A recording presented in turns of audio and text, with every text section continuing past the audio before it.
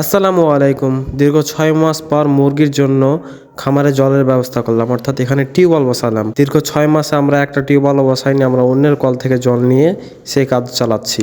অর্থাৎ মুরগিকে জল খাওয়ানো, বাটি পরিষ্কার সমস্ত কিছু যা আছে অন্যের কল থেকে নিয়ে করছিলাম।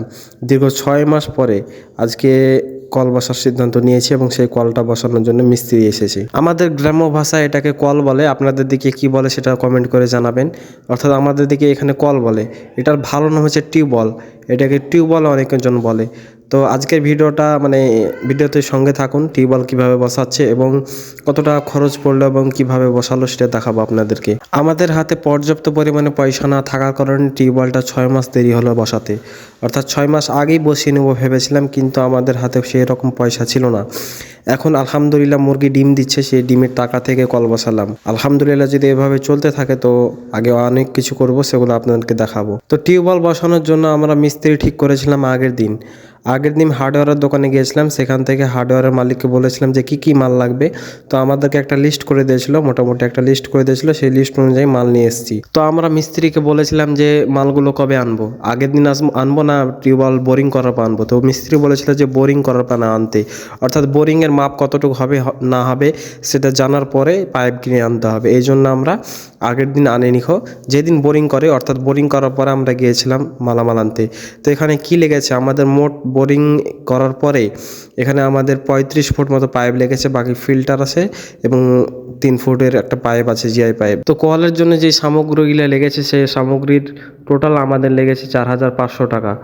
আর এমনি আমাদের মিস্ত্রি খরচ হচ্ছে 1,500 টাকা, অর্থাৎ 4,500 টাকা কলের খরচ এবং মিস্ত্রি খরচ 1,500 টাকা, টোটাল 6,000 টাকা। এবং মিস্ত্রির জন্য খাবার দাবার করতে এদিক ওদিক আরও 500 টাকা খরচ হয়েছে। তো এখানে আমাদের ভারতের টাকাতে, অর্থাৎ এখানে ভারতে আমাদের খরচ হয়েছে একটা কল বসাতে 6,000, মোটামুটি 6,000 টাকার মধ্যে হয়ে গেছে। তো এটা বাংলাদেশে হয়তো এটা আরও অনেক বেশি হতে পারে, সেখানকার মালামালের উপর নির্ভর করে। তো আমাদের কল বসা হয়ে গেছে। হ্যাঁ, বোরিং করার পর পাইপ টাইপ সব কিনে নিয়ে এসছে। আমার বন্ধুরা এসছে, একটা বন্ধু এসেছিলো, ফোন করেছিল একটা বন্ধু, সেই জন্য বন্ধুদেরকে ডাকলাম যে আয় ঘুরে যা। তো খামারে মুরগির জলের জন্য অনেক সমস্যা হচ্ছিলো, এই কারণে আরও তাড়াতাড়ি এই জিনিসটাই করলাম।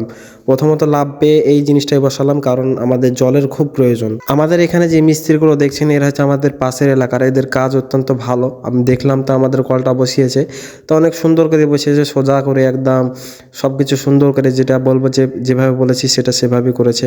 তো দেখতে পাচ্ছেন যে কলটা টাইট করছে আমাদের হেড মিস্ত্রি। যদি আপনাদের কেউ কল বসাতে চান, এনার নাম্বার আমি ডিসক্রিপশনে দিয়ে দেবো, আপনারা এনার সাথে যোগাযোগ করে কল বসিয়ে নিতে পারেন, খুব ভালো কাজ করে। আমাদের বাড়ি হচ্ছে মুর্শিদাবাদ ভগবাংলার মধ্যে।